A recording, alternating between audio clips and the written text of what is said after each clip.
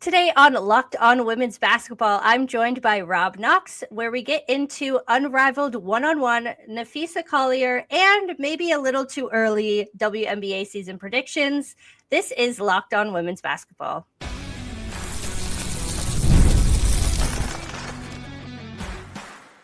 You are Locked On Women's Basketball, your daily podcast on women's basketball. Part of the Locked On Podcast Network, your team every day. Hello and welcome to Locked On Women's Basketball. My name is Chelsea Leite and I am joined by Rob Knox, also of The Next. And we have some exciting stuff to talk about. Thank you for joining us on Locked On. Just so you know, the Locked On Women's Basketball podcast is available wherever you listen to podcasts, as well as on YouTube every day for free. So make sure to check it out. Rob, thank you so much for coming on. Hey, thank you for having me. It's nice to take a mini break from the rigors of college basketball for a few minutes to talk to my rival, there's WNBA and everything. So I'm excited to be here. Thanks for having me. Of course, yeah, we're definitely in like the rut of the college basketball season. There's a lot coming, but yeah, we're gonna step back and have some fun today. Unrivaled has just absolutely, I think, just blown up the way they do things with this one-on-one tournament. For those of you who haven't tuned in, this is kind of the mid-season break of the Unrivaled season, and so they decided to do a one-on-one tournament, which fans have been asking about for so long. They put all the players who wanted to participate, some opted out, but they put them into these pods, and then the fans voted on seeding. So then they seeded all of the players and then put them in a bracket. And then they've been literally just doing one-on-one, like park playground rules, like first to 11 points, 10-minute games, make it and take it, fouls, 3-point shots, all of that. And it has been so entertaining. It started on Monday night with the first round, and then Tuesday night was the second round in the quarterfinals, and there's a lot of money on the line. All of the semifinalists get $50,000 or $25,000, and then the runner-up will get $50,000. The winner will get $200,000, and then each teammate of the winner will get $10,000. There's a lot of money being handed out. And for these WNBA players, like, where the salary cap is with the WNBA right now, like $200,000 is like a good chunk of money for them. So they're all very motivated for the money. So that's kind of the I guess the layout of the tournament. And from what I've seen, like I was watching the first day and I was like, why hasn't anybody else done this? And then I kept watching and I was like, oh, because it could like expose you real fast. And my thing, I was like, why doesn't the NBA do this? And people kept being like, oh, because the NBA players, they wouldn't be able to like their egos or whatever. It kind of exposes you sometimes. And sometimes, I mean, we'll get into Stewie and Aaliyah Edwards, but sometimes you have a bad night. But Rob, I want to get your thoughts first on the format of the one-on-one tournament. Have you been enjoying it? And maybe like what has been your favorite matchup so far? Yeah, so I love it. I love the one-on-one. I'm a person. I've always been a outside the box person, or as I like, or as one of my good friends say, color outside the lines type person. When it comes to ideas, execution, because I feel like that you don't know it doesn't work if you don't try it. So if they tried the one-on-one and it doesn't work, okay, you tried it. If you tried the Unrivaled format and it doesn't work, okay, well, we try something different. Obviously, that's not the case here. I love the one-on-ones, and they have, and what Unrivaled has done, they've made the one-on-ones feel a lot bigger than just a one-on-one. From the intros to the intro music to the, quote unquote free fight interviews with my buddy Ross before each matchup, she asked him a question, and last night I watched Courtney Williams. She's so great. I think she beat Ryan Howard. I think that was the matchup. And before each, Courtney was like, "Hey, I'm here to get this money. I'm here to do what I gotta do." And that was like actually one of the better one-on-one matchups of the whole tournament, because it went back and forth and it was decided late. I don't think any of them have gone the full 10 minutes. No, they haven't. I know Aaliyah Edwards took out Stewie in like under 2 minutes, which was really Minute 57. Yeah, there you go. Which was really interesting. But I think overall, I mean, I think the one-on-ones have been exciting. They've been fun. And it's been really good TV viewing because again, like even like Makia Jackson, I mean, you really see the competitiveness come out of them, and it's not malicious, right? You know, they are probably they're still cool. It's like you and I, if we were, competing at something with a cash prize at the end. I like you a lot. But once the lights turn on and it's time to, perform, then that's all that matters. I think the good thing is every player that's in the one-on-one understands and respects that. And I don't think there's any animosity other than outside of just friendly banter and occasional trash talking here and there, which is always good.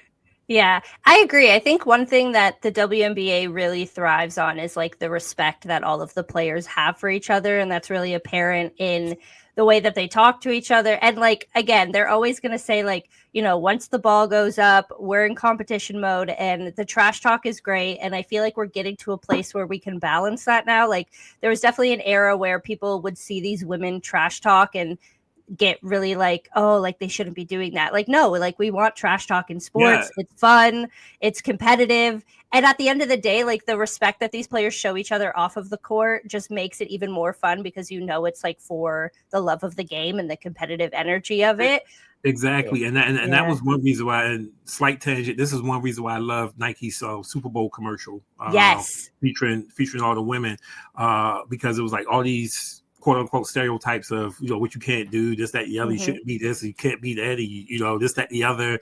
And I love the message of it. And to have that group of athletes, I mean, you could have had anybody in there, but I think to have those specific athletes, and obviously everything was intentional too. So to have those athletes in there that have accomplished at a high level in their sport and they've all in some ways transcended society. Mm-hmm. Those women athletes. So obviously it's great to see, Sabrina Ionescu in there and Aja Wilson, of course. Keep turning it back to women's basketball and WNBA because both of them have transcended, society in a lot of positive ways. For sure, yeah. And I mean, going back to the one-on-one tournament, like, because obviously we discussed before we hopped on, I'm Canadian from Toronto, got to bring it up every time, but my girl, Aaliyah Edwards, has been the dark horse of the tournament, as Lisa Leslie has said on the call, which is so great. Like, as someone who follows the Canadian national team, who follows these Canadians in college and then in the WNBA, they just like, I've seen the growth that Aaliyah has gone through since like her freshman year at UConn, the way that she has been able to like develop her skills, work really hard. She's a 2-time Olympian. Like, I feel like sometimes, obviously there's narratives in the league or whatever, and some players get more attention than others, and that's fine. But like seeing Aaliyah on this level and just like showing what she's capable of on a one-on-one level has been so like exciting. And I know like everyone that I know who tunes into women's sports in Canada is like so hyped for her. And with good reason. Yeah, with good reason. She's such a I'm sorry. Yeah, no, it's okay. She's such a hard worker and just like, again, like covering the Canadian national team, like I've talked to a bunch of players throughout the years and they're all like, that team is incredible. They're all so wonderful and kind. And when we talk about Aaliyah, all of them say like Aaliyah is one of the hardest workers I've ever seen, like comes into the gym ready to work, is so coachable. And Kayla Alexander, one of the Canadian Olympians, I kind of made a joke to her like, oh, like it was from playing all of that one-on-one with you all these years. And she was like, yeah, like we know Aaliyah has a bag. Like I've been saying this for years. Like she was texting me. And so, yeah, it's just like great to see other people celebrate these Canadians. Cause again, they have every international player just has like so many more barriers to like get. I think if we could segue with the barriers, obviously, with this being the next, I definitely want to shout out Jen Hatfield that had awesome coverage of the Mystics. So I think beyond her and her consistently covering the Mystics and writing about Aaliyah Edwards throughout the year, I think she got lost amongst all the rookies this year. I mean, it was obviously a great rookie class. Oh, for Obviously, sure. we all know that Angel and Caitlin headlined the rookie class. But when you peel back some layers on some of the other rookies, I mean, Aaliyah Edwards was not really talked about a lot, but she was like super consistent for the Mystics throughout the season. Yeah. So, and I think she's only going to get better. I think this experience is going to help her. Come back hungrier, more confident, sure. and even more of a leader. I mean, I know we'll may have some time for some WBA stuff later in the show. Yeah. I think, with all the movement in the WBA this season, obviously we haven't heard much from Washington just yet, but we do know that Aaliyah is a foundational piece to whatever they're going to be building moving forward. For sure, yeah. And I think it's fun to see the younger players kind of, be motivated for the money, of course, because it means a little bit more. But, I don't think people understand that international players can't get NIL money in college. It means a lot to them trying to get that cash. And I mean the dollar right now, Aaliyah, that $200K means a lot more to Aaliyah because in Canadian dollars, that's a lot. But yeah, so there's 4 left now, 4 players. The semifinals and the finals happen on Friday night. So we have Aaliyah Edwards, Napheesa Collier, Azari Stevens, and Arike Gumbawale left. So it'll be Aaliyah versus Arike, and then Napheesa versus Azari. And so UConn versus Notre Dame. Literally, yeah. Exactly. Right? Always comes back to those 2 programs, right? It really does, yeah. And the rivalry is thriving. It would be interesting if it was Napheesa versus Arike or Azari versus Arike. I mean, now it's Aaliyah versus Arike, so it's a huge thing. But yeah, that's really exciting. My pick to win personally is Napheesa. What about you? Napheesa Collier. I'm gonna go with her. Aaliyah Edwards gonna be my dark horse. Yeah, exactly. But the Napheesa is. I know we'll get into her a little bit more. Yeah. But I love Napheesa. She's one of those women that when you look at her. I mean, she's so nice and so sweet and everything like that. And she probably would body slam me if she heard me call her nice and sweet, right? Yeah, exactly. But she has a competitive streak that is second to none. And when she speaks to be there, especially I was fortunate to be around her during the WBA finals last year.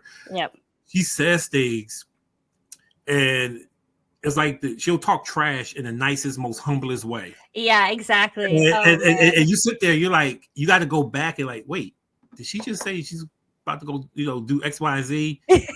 Because that didn't come off that way, but that's kind of what she said. Yeah, exactly. Oh man! She's great, all right, she's a phenomenal ambassador. She's phenomenal. We'll get into Napheesa a little bit. This is a great way to segue into the next segment. So stay tuned. We're gonna get into Napheesa Collier, Unrivaled, but also going into this WNBA season. So stay tuned. This is Locked On Women's Basketball.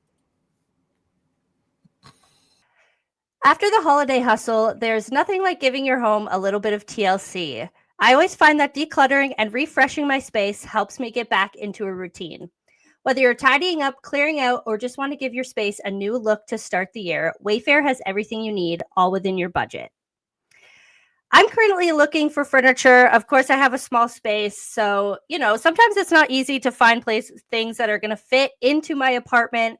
But Wayfair makes it easy because there's something for every style and every home, no matter your budget. Wayfair's site is easy to navigate, and you're able to find everything you need in no time.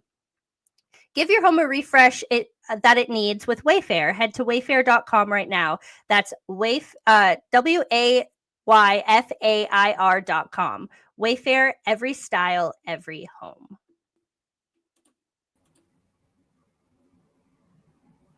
All right. Welcome back to Locked On Women's Basketball. I am here with Rob Knox. We have been talking Unrivaled one-on-one tournament, but we're going to kind of switch gears a little bit and talk about Napheesa Collier. So Napheesa Collier, obviously one of the co-creators of Unrivaled. She was the, unanimous runner-up for MVP in the WNBA last year, won Defensive Player of the Year.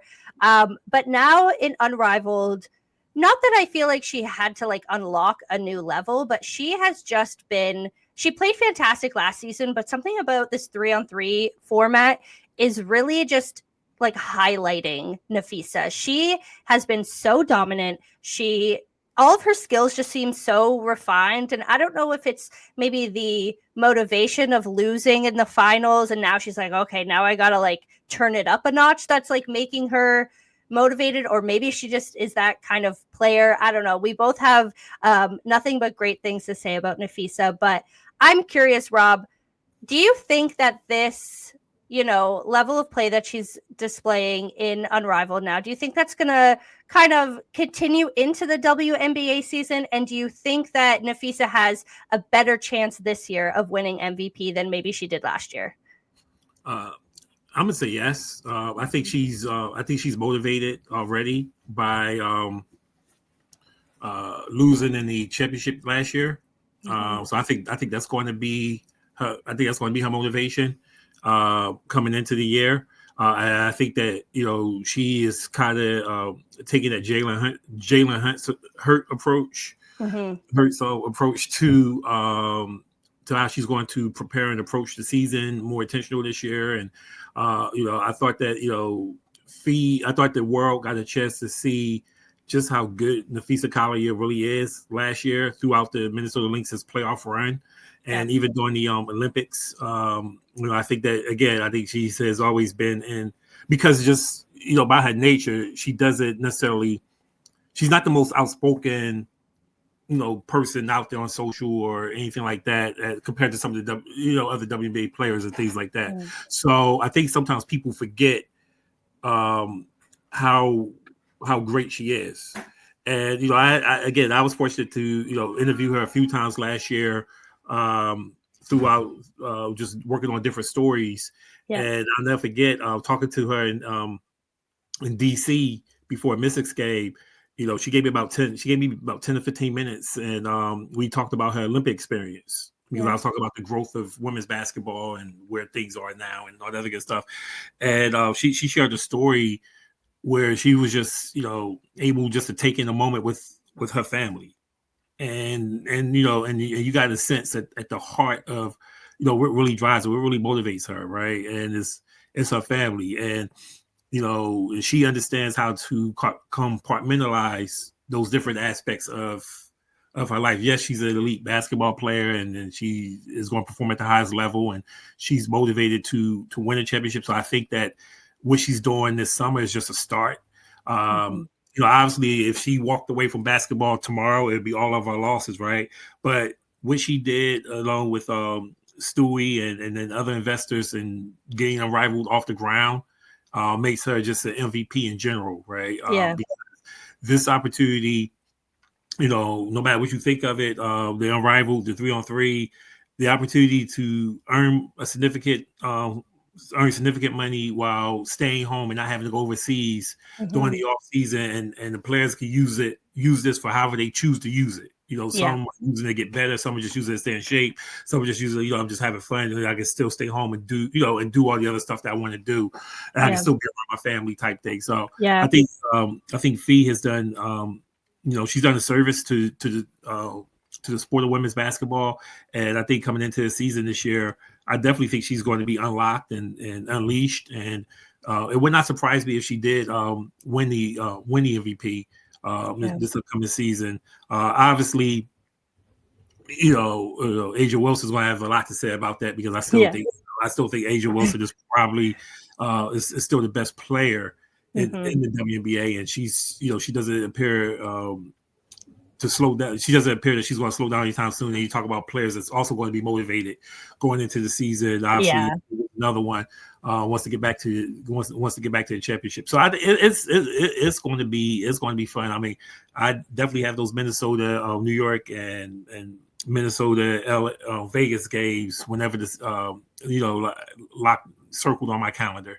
Oh, for sure. And I was a little disappointed to see that Asia Wilson wasn't coming to Unrivaled, because my biggest thing was I wanted the Napheesa Asia one-on-one. I feel like that needs to be some sort of all-star event. I don't know, but the Napheesa Asia or the Stewie Asia, all of three of them, the one-on-one aspect. And I mean, it is disappointing that Brianna Stewart got eliminated early, although it's nice to have Aaliyah Edwards kind of becoming the dark horse. But that was kind of, people were predicting oh, that might be the one-on-one at the end. But Yeah, I mean, Napheesa, I mean, I also have great experiences interviewing her as well. She came to Toronto actually as part of that very first preseason game in 2023 with the Lynx. And it was the first season she was playing back after having her daughter. And, you know, she was just so like, obviously she was the leader of that team at the moment, but like it was also a big deal for Bridget Carleton to be there because she was playing in Canada. And she just, the way she navigated everything with like, you know, giving the media the time that they needed, trying to highlight Bridget. It was just like, she's just so open. Like, I remember going to like a media availability and they were like, yeah, like, you know, all the players will just be there. You can go ask them questions, whatever. And Napheesa would just had person after person after person going up to her and like asking her questions and doing this. And I was probably one of the last ones, and still was, she was just so open, so kind. And I feel like, again, like you were saying, she has so many other motivating things. She has her family. She has, you know, kind of, people have slept on the Minnesota Lynx, quite honestly. Maybe not anymore, but last season they were definitely sleeping on them. And then they went on that incredible run after the Olympics. And I do think that, like, she's like, okay, like, when are you going to start treating me like one of the league's top players? And I think now's the time. So definitely happy for her. She's been playing fantastic. She has just gotten better every single year. And I think it was funny. I was on the internet and was seeing people be like, in a negative way, being like, I can't believe Napheesa Collier made this league for herself and she's just dominating the whole thing and she's using it so that people can talk about her being MVP. And I'm like, yeah, like, why wouldn't you make a league that you could dominate in? Like, if you have the resources, she's not only helping other players, but she's helping herself. And I'm like, yeah, girl, like, get your bag, get your MVP discussion, get your development work in the off season, like, get it all. So yeah, and I mean, she's dominating because she's one of the best players in the world. I mean, you can put her, you can put Napheesa Collier anywhere, and it doesn't matter who starts this league. Because I mean, again, you look at the women that are playing in Unrivaled. I mean, you have some of the top women in the world in this league, and you know she's still holding her own. And so yeah, I mean, sometimes the internet and social media can be such a horrible place. And you have people always pushing different agendas, and you know, obviously you and I could go and find, you know, 30 people that love Unrivaled and align ourselves with them, and this is the end all be all. And then there's another 30 people that hate Unrivaled, and they get people together, and that's the end all be all, and that becomes a narrative. So I mean, I think sometimes social media can be challenging, but I love the fact that Napheesa and Stewie and everybody else had the foresight and the vision to say, you know what, let's put something like this together. And I'd be remiss if I didn't say this about just Unrivaled in general. Although they, you know, had a slight hiccup the other night with the game cancellation and not really share much information behind it. I will say I felt that the lead up, like the PR lead up and everything has been like a master class. I wrote a blog on my Medium site, and I think it's been a masterclass of PR, and then even been on the post game list of the one-on-ones is really interesting because they break down the one-on-ones. They like, you know, like Skylar Diggins played last night, or the night before. She was, you know, like Skylar Diggins opened the game with this, and so did that, and this is what they shot, one for whatever. So now you get the stats of the one-on-ones. It's really cool what they do, and how they have made it feel a lot more significant. Like it's a huge Yeah, exactly. Yeah. I mean, yeah, I definitely agree with you on the PR front. They've been really great to me. Like I've been covering the league, and they've been really good job. Yeah. Thank you.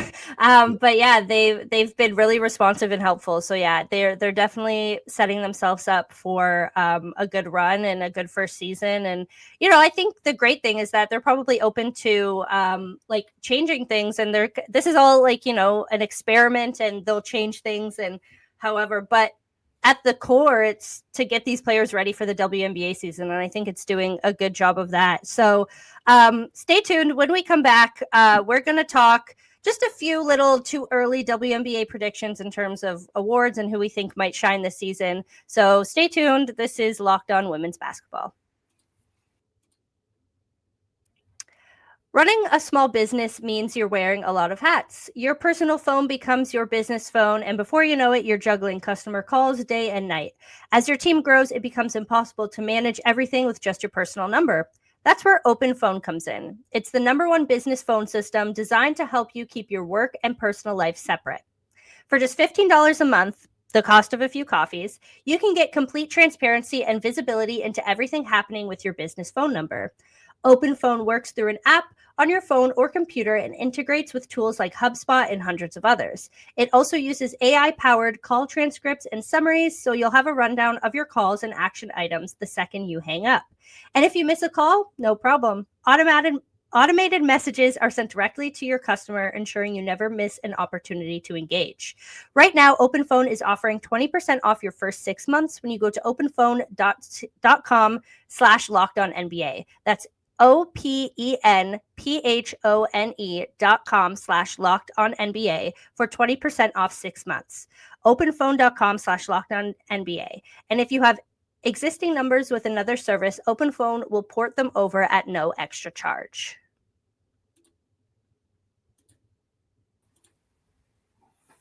All right. So we are back. Welcome back to Locked On Women's Basketball. I'm here with Rob Knox, and we've been talking Unrivaled, Napheesa Collier, the development of Unrivaled, but let's get into, I guess the point of Unrivaled, which is preparing for the WNBA season. This WNBA season is going to be a lot different. It's going to be very exciting. I mean, we have the first of 3 confirmed expansion teams coming in. We have so much movement going around in terms of free agency. We have, more games, different playoff formats, just building off of the hype that last year provided us. So yeah, it's going to be a lot different. And I feel like this is almost like the preview to how different next season is going to be in 2026, where we'll get 2 more expansion teams and more players and more, it's just more, all of it's more. So let's go through this incredible season. We've had a lot of players move teams, a lot of teams restructure. So I'm just going to ask you a few quick hits, who do you think is going to win this, and that, and just give me your top of the brain first thing that comes to mind, hot, rapid fire. Okay. Okay, because I can't keep up with all the movement. I know it's hard. No, I'm not going to quiz you on who's on what team. Okay. First, let's just start big. Who do you think is winning the WNBA championship this year? I'm going to go New York Liberty. Okay. We already talked about this, but who do you have for MVP? Asia Wilson. Okay. I agree on both fronts so far.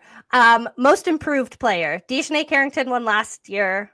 Do you have any predictions? Ooh, not as rapid fire. I'm just throwing this out there because this is honestly first person comes to mind. I'm gonna say Caitlin Clark. Yeah, we'll see. I think Caitlin can be better. I think she'll definitely get better. Will she get consideration for most improved? Maybe people will take her excellence for granted. I don't know, but yeah, who knows? Yeah.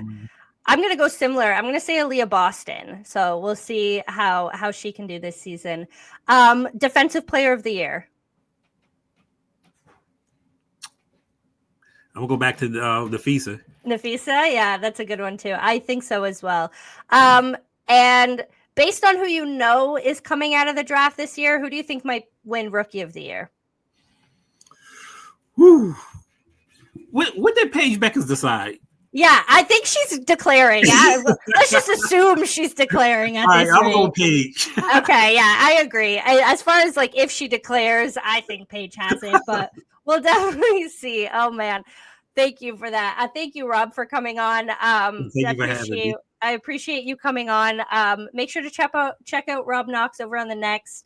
Writing some great stuff. A fellow East Coast WNBA college, all of that stuff. And yeah, thank you for tuning in. I'm Chelsea Leite. You can check me out on the Next as well for Locked On Women's Basketball. We also have the Locked On NBA newsletter, so you can check that out on Locked On's platforms as well. Thank you so much for tuning in. We will see you next time.